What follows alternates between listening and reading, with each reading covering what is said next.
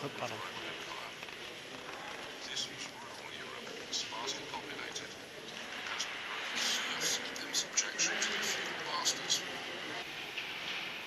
The detail of it is just amazing.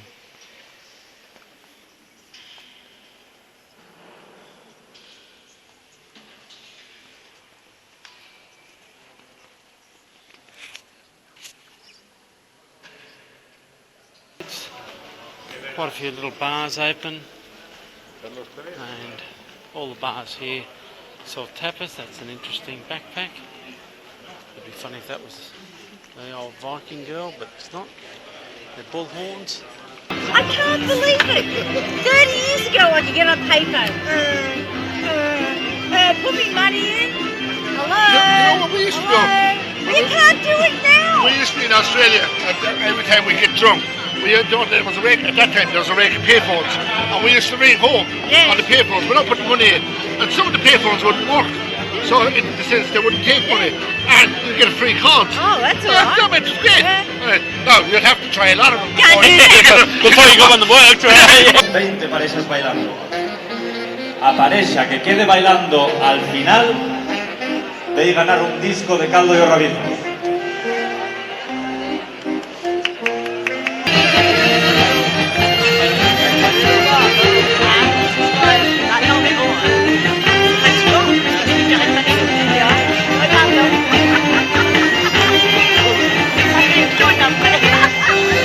One minute he's on top of the world, and the next he's coming down the stairs on his bum. Go, Gary, go! Now he's getting braver for the camera. No, he's not. It was for a second because the wall was there. It was very Morning. We woke up at about 2:30 from the Bates Hotel, Albergue, and we left by 3. We walked for about 2.5 hours. We came across that beautiful bridge over the Rio Oggio, I think it's called. The 700 metre long bridge. It's been a freezing morning. We snuck into an albergue to try and keep warm.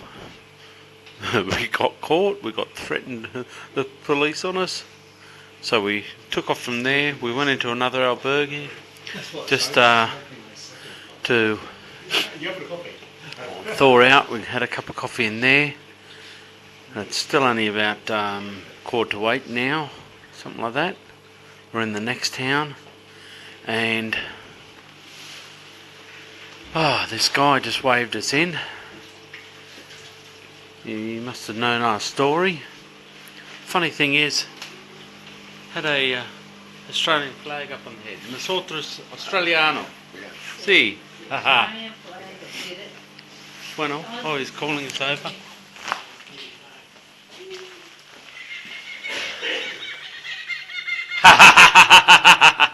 Bueno, yep. Sí, sí. Kookaburra.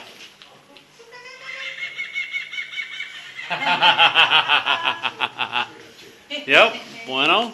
Yeah, nudge. You know what that meant? One of us is getting some sleep. And then later, that'd be me. I'm going for a walk and I'm at you lot. Yeah, that was 2:30 in the bloody morning. I'm going for a walk. What? When you said that, I thought, where's he going to? And then I went, that walk. We're on a walk. That walk. That walk. Oh, I'm coming too. I don't want to stay in this flea-infested place. It was a Sorry, terrible fly-blown place. Alright, so off to a shaky start this morning, but now I've had about my 5th coffee this morning. It's not anywhere near as cold as it was. The sun's up, but it's covered by cloud, and the mountain, or this hillside, is covered with mist. We're all in better spirits now. Right, so I was too busy talking as we came into this town. That's where we're going. It's 6 kilometres away. As we've come into this town, this little, whatever you want to call it. I've seen documentaries of this dude. I'll go and have a chat to him in a minute, but he lives out here. I believe he's walked the Camino several times. Beautiful fresh fruit he's got. Now this all works on... We're just looking at these pine trees, planted forest. Just heard there's a eucalyptus forest a little bit further ahead. On the Camino, I am 10 minutes from their location. So, I almost. So I look at their location and I'm like, are you kidding me? So I take a screenshot of it and I'm like, I can make this. Start running, find it, go over some bridges, and I finally get, and I'm like, oh my God, this is their albergue. I walk in and I see my grandfather's stuff, my aunt's, and I'm like, okay, they're not here. Shit. Where do I, and I go, all right, I gotta find them. I go, where are you? And they go, we're right around the corner and eating dinner. So I find them. So your granddad still doesn't know you're coming? Still does not know. Still no clue. Wow. So I come up, I get into the restaurant, and it's my aunt, or my uncle, my aunt, a German, my grandfather. And so I walk up to the table just as it is, and I'm like, I'm emotional, I'm crying, I didn't think anybody was ever going to see me again.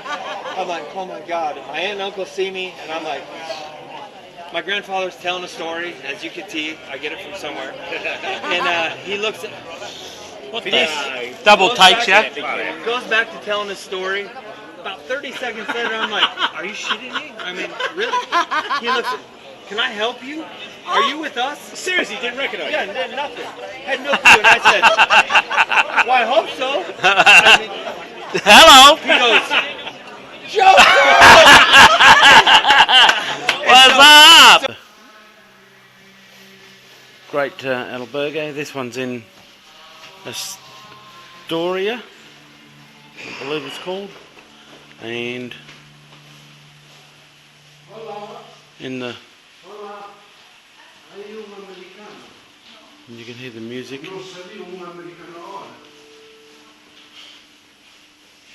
That we woke up to.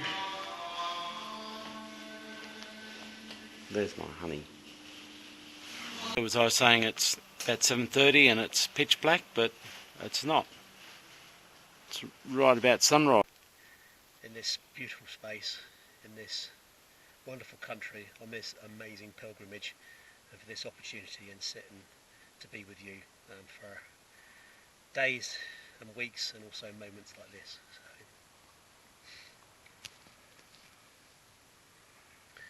O Lord of our pilgrimage, as we travel together, we look for you, O Lord. We look for your peace, your care, your hope and your love. Lord, we give thanks for all the opportunities we have to meet you in others, in their stories and in their lives. Lord, hear us. Lord, graciously hear us. Well, here we are. We're definitely out of the Meseta now. Absolutely gorgeous countryside as we're heading up to Cruz de Ferro. We've got about 10-12 k's to go to get to where we're staying tonight. Well, of the million rocks that are here, a lot of people coming here to wish away their ill feelings, I guess. As we can see, so as the sun's starting to get a bit closer, certainly well into dawn.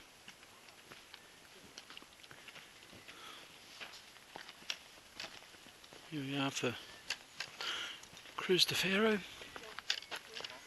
better light.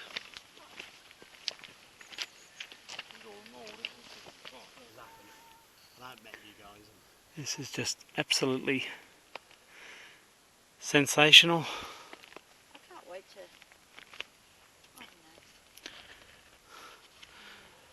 We're now down to the 3 amigos. At one stage we were, I don't know, a party of 5 or 6, I think. 6 amigos, weren't we? Yep. About There's a party trick.